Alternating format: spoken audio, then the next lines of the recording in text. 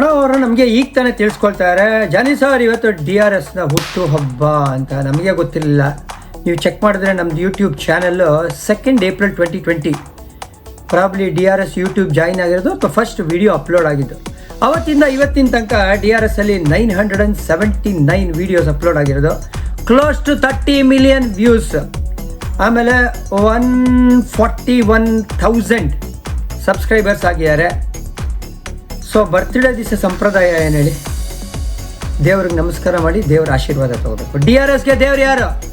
ಅಭಿಮಾನಿಗಳ ದೇವರು. ಸೊ ನಿಮಗೆ ನಮಸ್ಕಾರ ಮಾಡ್ತಾ ಇದ್ದೀವಿ, ಹಾಗೂ ನಿಮ್ಮ ಆಶೀರ್ವಾದ ಸದಾ ನಮ್ಮ ಮೇಲೆ ಇರಲಿ, ಇವತ್ತು ಇರಲಿ, ಹಿಂದೆನೂ ಇತ್ತು, ಮುಂದೆನೂ ಇರಲಿ ಅಂತ ಹಾರೈಸ್ತಾ ಒಂದು ಕನೆಕ್ಟ್ ನೋಡಿ. ಇಲ್ಲಿ 2 ಏಪ್ರಿಲ್ ಇಂಡಿಯಾ ವರ್ಲ್ಡ್ ಕಪ್ ಗೆಲ್ತು 2011 MS ಧೋನಿ ಅವರ ನಾಯಕತ್ವದಲ್ಲಿ. ಫೈನಲ್ಸ್ ಗೊತ್ತಲ್ಲ ನಡೆದಿದ್ದು ವಾಂಕಡೆಯಲ್ಲಿ, ಶ್ರೀಲಂಕಾ ವಿರುದ್ಧ ಗೆದ್ದಿದ್ದು. ಅದು 2 ಏಪ್ರಿಲ್ಲೇನೆ. ಸೊ DRS ಓಪನ್ ಆಗಿದ್ದು 2 ಏಪ್ರಿಲ್.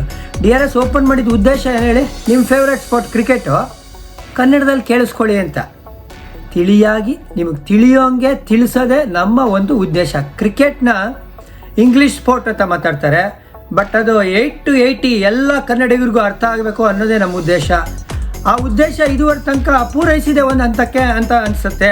ಇನ್ನೂ ಇಂಪ್ರೂವ್ ಮಾಡೋಕ್ಕೆ ಪ್ರಯತ್ನ ಪಡ್ತೀವಿ ಅಂತ ನಿಮಗೆ ಪ್ರಾಮಿಸ್ ಮಾಡ್ತಾ ನಮಗೆ ನಾವೇ ವಿಶ್ ಮಾಡ್ಕೋದಾಗಿ ಹ್ಯಾಪಿ ಬರ್ಡೇ DRS ಅಂತ ವಿಶ್ ಮಾಡ್ತಾ, ಮತ್ತೊಮ್ಮೆ ಸಬ್ಸ್ಕ್ರೈಬ್ ಮಾಡದೇ ಇರೋರು ದಯವಿಟ್ಟು ಮಾಡಿ. ಇದೇ ನಮಗೆ ಬರ್ತ್ಡೇ ಗಿಫ್ಟ್ ಆಗುತ್ತೆ.